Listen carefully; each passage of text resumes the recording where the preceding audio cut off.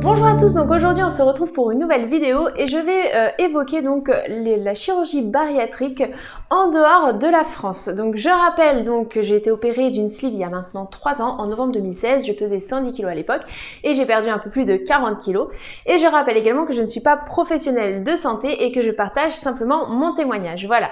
Alors le but de la vidéo c'est simplement effectivement de pouvoir évoquer en fait les différentes prises en charge qu'il peut y avoir, l'accompagnement, le suivi, etc. qu'il peut y avoir pour toutes les personnes qui se font opérer en dehors de France. Tout simplement parce que j'ai eu plusieurs messages privés d'abonnés. Alors soit pour me partager leur expérience en tant que personne qui a été opérée à l'étranger, et j'ai également eu des opérés qui me posaient des questions sur les prises en charge dans tel ou tel pays, etc.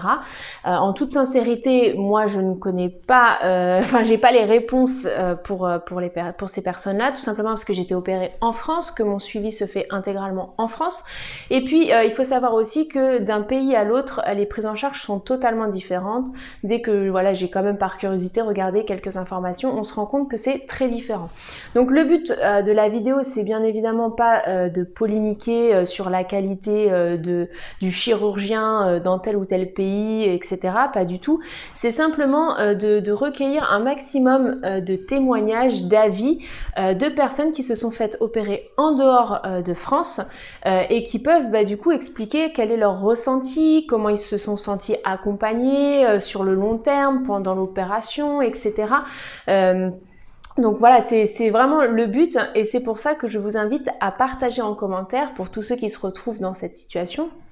Votre expérience pour que toutes les personnes qui sont dans un pays en dehors de France puissent peut-être avoir quelques informations sur une situation qui leur serait proche ou similaire, enfin voilà.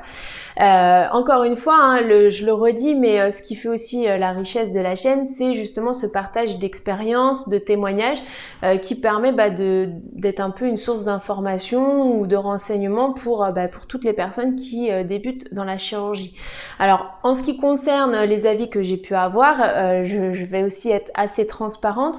Comme je vous le dis encore une fois, moi à titre personnel, j'ai pas d'avis sur le sujet puisque voilà, mon suivi se fait intégralement en France.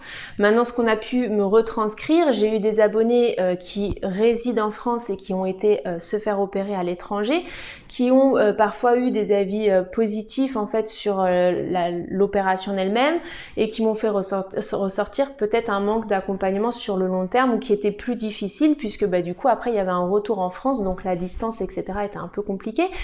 J'ai eu des personnes qui résident aussi à l'étranger dans d'autres pays que la France pour qui ça s'est très bien passé, qui sont vraiment satisfaits de A à Z de leur prise en charge. J'ai aussi des abonnés qui m'ont dit être satisfaits en soi de l'opération mais qui m'expliquaient que dans le pays dans lequel ils ont été opérés, les prises en charge, enfin le suivi plutôt je dirais sur le long terme était pas du tout les mêmes qu'en France, donc l'accompagnement sur le long terme était peut-être moins présent et ça les mettait un peu plus en difficulté.